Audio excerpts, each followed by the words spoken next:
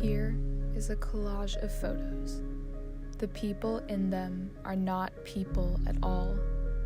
They are broken spines of books with no pages, insect wings clipped and pressed behind glass, loose screws lost under an armoire, naturally purged petals made velvet soft only in death, the hole in my throat that whines to them in heaven when the wind passes through. Everyone here mends honestly in their own ways, but my father, his face halved in each image, takes a pill, does a line, downs a shot, cocks a gun, and calls it the involuntary spasm of a muscle in his shoulder. You know the kind, like when it's so cold outside, the shiver comes from inside the bone.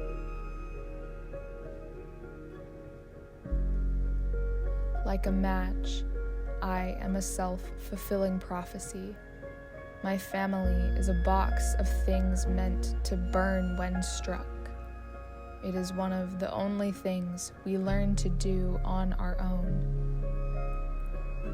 When the clouds send rain to put us out, we drink from the downpour, and bystanders clap like we have swallowed our own fire, like we have swallowed ourselves whole.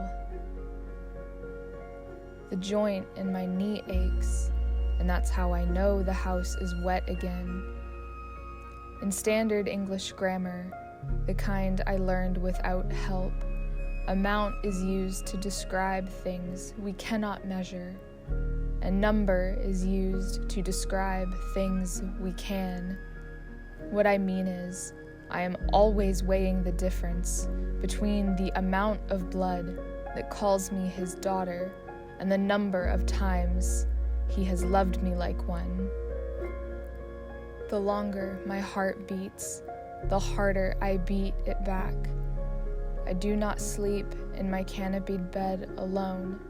The stars flicker back at me, glowing eyes of other little girls whose daddies left their love with their drugs, telling bedtime stories to anxieties wrapped in skin called men, their babies' names tattooed in places like the inside of the ear canal or on the backs of their teeth. Little me left waiting for the veil to draw back and back and back, waiting for his jaw to unhinge and years of black to run out.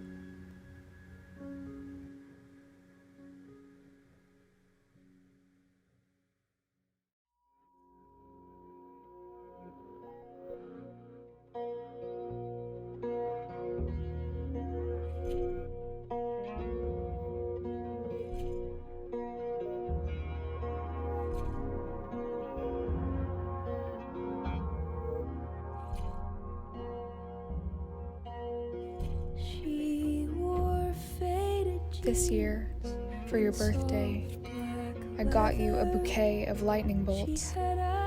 They were growing wild on the side of the road, and I snapped their necks. They laid limp so easily in my hand, like pressing a cheek to a palm in sleep.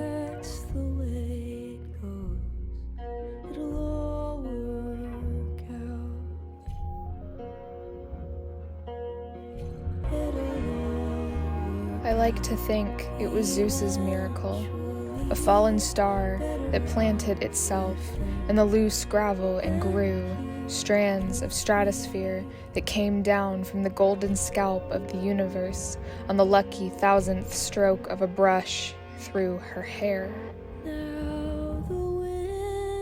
Perhaps it was the alignment of hands on the bell tower clock downtown, mimicking the planets, or similarly beautiful patterns of space junk from that night you were born. We call it fortune, and wish on the sparks in our fingertips like white candles. Later, we'll wish again on the ribbons of smoke that unfold like a flock of birds journeying home, all together, then one by one, the sheer force of love hollowing their bodies, unmaking gravity.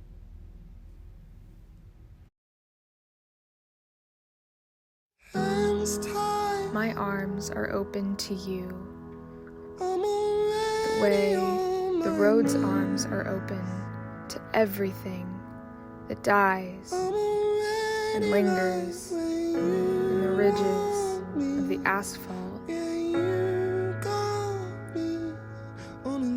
You know the faded stripes of paint so well, you no longer open your eyes on the drive. You make it back every time. Even as you and the trees lose limbs each season, you can mourn them here.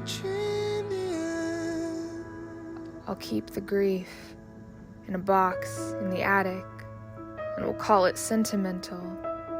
This is your place. There are no locks on the doors. Every hallway is an invitation home, a museum of you. So many people have walked through here, fingers tracing the edges of the framed faces that don't look like you anymore, calling you portrait or angel or bloody dagger or clock on the verge of a turned hour. With every small death you return brand new and bigger. An eyelash, a willed breath,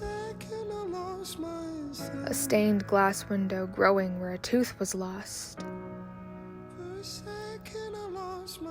Tremors that uproot the dining room table after an earthquake. Hope. The stink of decay conditions your hair. Your nail beds are radioactive, and you still bite and swallow another half-life. The world ends over and over still, you at the center, and each time, while everyone around you dissolves into a molecular fear, your only concern is whether the bed is made so the sun will have a place to sleep when it finally burns its way to earth. So you too will know what it feels like to have your child come home differently than they left. I have seen you burn out, and I have loved you recklessly despite it. Here is a collage of photos. The people in them all exist in the same body. Come closer. Look, it's growing.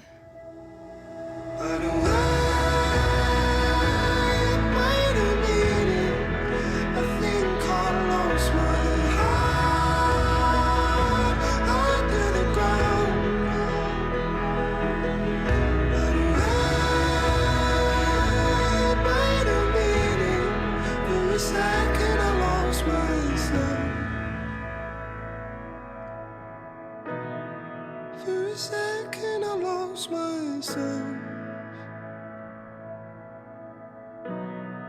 For a second.